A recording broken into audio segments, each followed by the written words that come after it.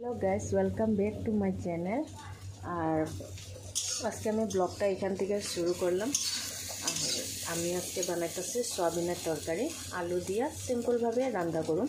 আপনারা দেখতে থাকেন আর ভিডিওটা স্কিপ করবেন না, পুরো ভিডিওটা আমার দেখবেন। আর এদিকে আমি সয়াবিনটারে আগে ভাজতেছি, ভাইজা উঠাই নিব। তারপরে গিয়া এদিকে আমি মশলাটা রেডি করে রাখছি, আপনাদেরকে দেখাবো।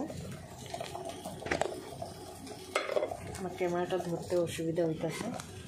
এই যে এদিকে আমি মশলা করে নিছি, পেঁয়াজ, আদা, রসুন আর গোলমরিচ আর গোটা গরম মশলা দিয়ে দিছি। এদিকে একলগে বাইকটা লেছি। এদিকে আমার সয়াবিনটা ভাজা হলে তারপরে গিয়ে আমি সিম্পলভাবে বানাইমো এটা আলু দিয়ে। আর সয়াবিন সবসময় বানাইতে লাগে, তোমার ঝোল বানাইলে সয়াবিনের তরকারি, সয়াবিনের মধ্যে প্রোটিন থাকে, তো এটা লাগে এটা খাওয়া ভালো আর কি। আর আপনারা দেখবেন।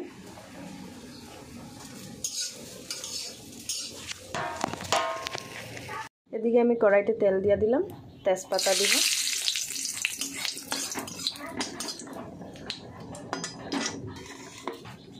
পেঁয়াজ কুচি, এদিকে আলুটা দিয়ে দিব, এখানে লবণ দিয়ে দিব। ঝোল বানাইলে একটু লবণটা বেশি দিতে লাগবে। হলুদ গুঁড়া,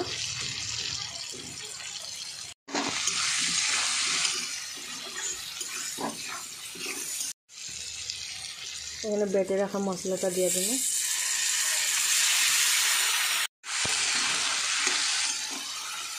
আমি দিয়ে দিব ধনিয়া গুঁড়া, জিরা গুঁড়া, মরিচের গুঁড়া।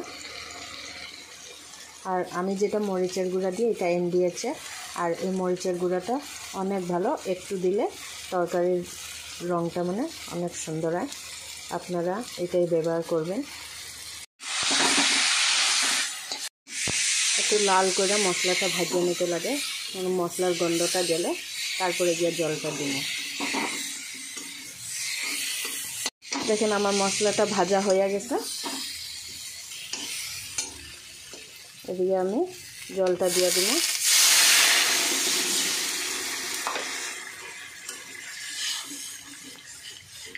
সয়াবিনটা দিয়ে দিলাম। এখন অল্প টাইম আলুটা সিদ্ধ হয়ে যাক, তারপরে নামায় রাখুন। তরকারিটা নামায় নিব, এখন হয়ে গেছে। তো আমার তরকারি রেডি হয়ে গেছে। একটু কমেন্টে জানাইবেন তরকারিটা রংটা কীরকম হয়েছে। আর ভিডিওটা ভালো লাগে থাকলে অবশ্যই লাইক, কমেন্ট, শেয়ার, সাবস্ক্রাইব করে দিবেন।